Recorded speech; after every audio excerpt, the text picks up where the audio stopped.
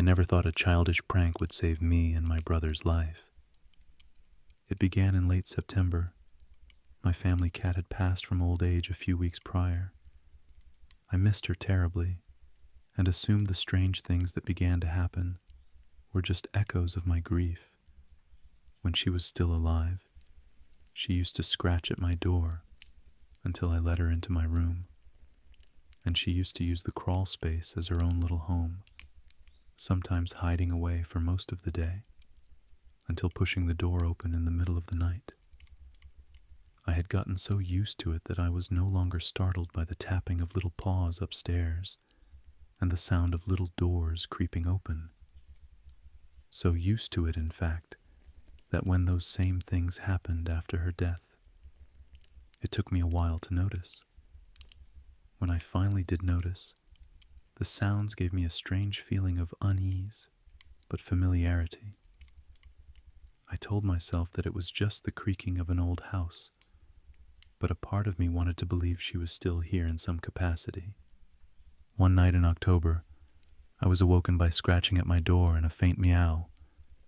It lasted only a few seconds, but I heard it clearly. I thought it was a dream. It had to have been. After all, she was gone. But then, it kept happening. Every night at 1:46 a.m., I would hear scratching at my door and the cries of a cat who was long dead. I told no one of it, because even though it frightened me, I didn't want to lose what I had left of my dear cat.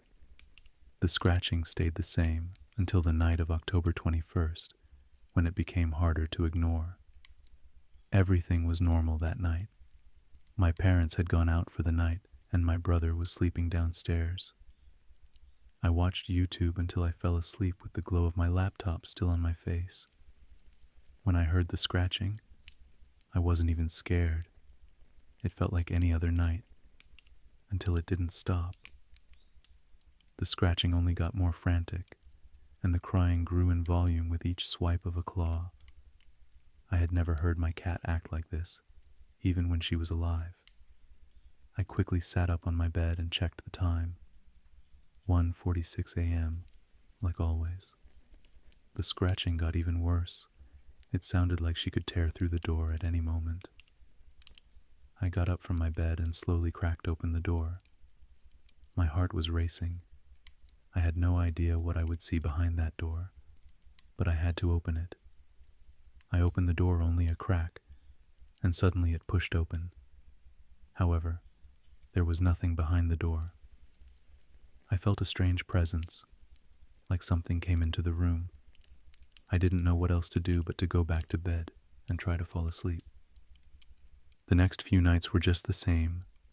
The scratching was almost deafening, until I opened my door to let no one inside. It was creepy but comforting. Every time I opened the door, it was like my cat came to visit me from beyond the grave. The last night I felt her presence was a night I will never forget. To this day, it was the most horrifying night of my life. It was Halloween night. I had just come home early from a party, so I could stay with my brother for the night as my parents were out of town. We watched and made fun of Halloween movies from our childhood until midnight. I thought it would be funny to scare him with the scratching and meowing, so I told him to sleep in my room that night. I never thought a childish prank would save me and my brother's life. I got in my bed, and he got in a sleeping bag beside me. He fell asleep almost immediately while I could barely keep still from the anticipation. Suddenly, my window flooded with light. I assumed it was my parents coming back early from their trip, but something felt off. The clock struck 1:46 a.m. Instead of scratching or meowing, the little door to the crawl space flung open. A dark figure rushed out and jumped right at me. I let out a scream, waking my brother beside me. The dark figure went through my chest and disappeared behind me. I was left hyperventilating and holding my hand to my chest. This wasn't a visit. It was a warning. I heard what sounded like someone trying to get inside the house, and without hesitation, I grabbed my brother and told him to go into the crawl space. He was groggy and disoriented, but did what I said. I followed behind him and moved a chair in front of the little door before closing it. I told him to be completely silent. We heard a big crash and then footsteps downstairs. Someone had broken through the window.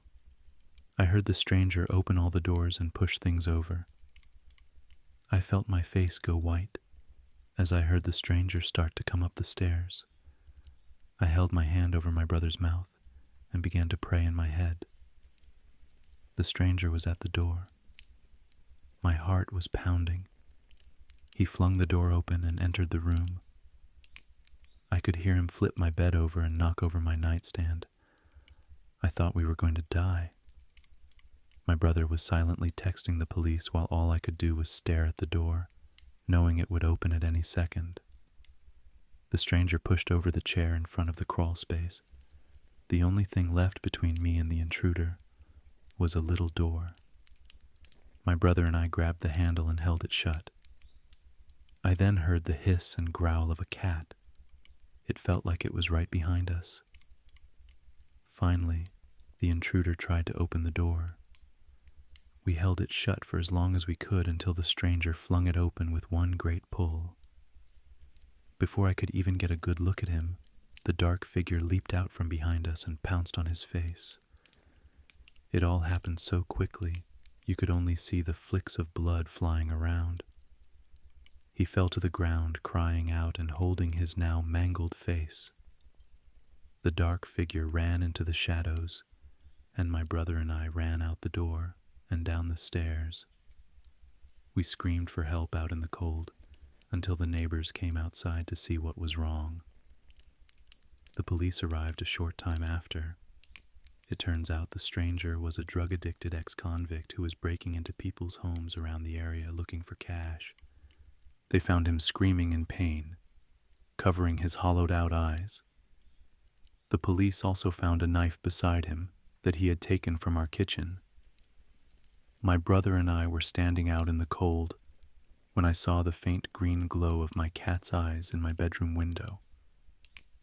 That was the last time I ever saw my family cat.